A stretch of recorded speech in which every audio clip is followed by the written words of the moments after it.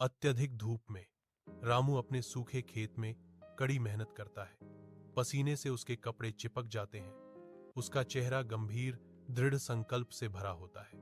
सूखी धरती पर दरारें मकड़ी के जाले की तरह फैल गईं, जो रामू की आजीविका पर सूखे की निर्दयी पकड़ का एक कठोर प्रमाण है। रामू की बेताब निगाहें बेबादल आसमान की ओर उठती हैं। एक मौन प्रार्थना विशाल उदासीन विस्तार में गूंजती है।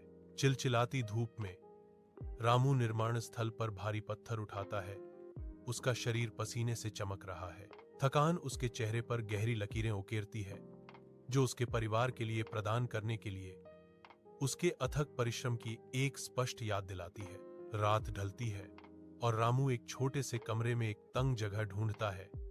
अन्य थके हुए मजदूरों के साथ सन्नाटे को साझा करता है। जीवनदायिनी वर्षा के तहत रामू अपने खेत में बीज बोता है। उसकी हरकतें लयबद्ध और आशावादी हैं। एक हरा भरा जीवंत हरा मैदान को ढकता है, जो प्रकृति के वादे और रामू के मेहनती श्रम का प्रमाण है। रामू अपनी पत्नी और बच्चों के साथ मुस्कान और श्रम साझा करता है। साथ मिलकर वे आत्मनिर्भरता के भविष्य की ओर काम करते हैं। अत्यधिक धूप में रामू अपने सूखे खेत में कड़ी मेहनत करता है। पसीने से उसके कपड़े चिपक जाते हैं।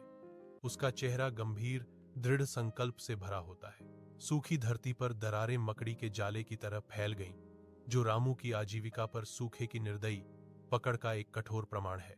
रामू की बेताब निगाहें बेबादल आसमान की ओर उठती हैं। एक मौन प्रार्थना विशाल उदासीन विस्तार में गूंजती है। चिलचिलाती धूप में रामू निर्माण स्थल पर भारी पत्थर उठाता है। उसका शरीर पसीने से चमक रहा है। थकान उसके चेहरे पर गहरी लकीरें उकेरती है, जो उसके परिवार के लिए प्रदान करने के लिए उसके अथक परिश्रम की एक स्पष्ट याद दिलाती है। रात ढलती है और रामू एक छोटे से कमरे में एक तंग जगह ढूंढता है। अन्य थके हुए मजदूरों के साथ सन्नाटे को साझा करता है। जीवनदायिनी वर्षा के तहत रामू अपने खेत में बीज बोता है।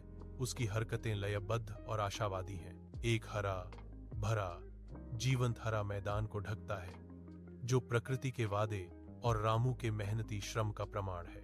रामू अपनी पत्नी और बच्चों के साथ मुस्कान और श्रम साझा करता है।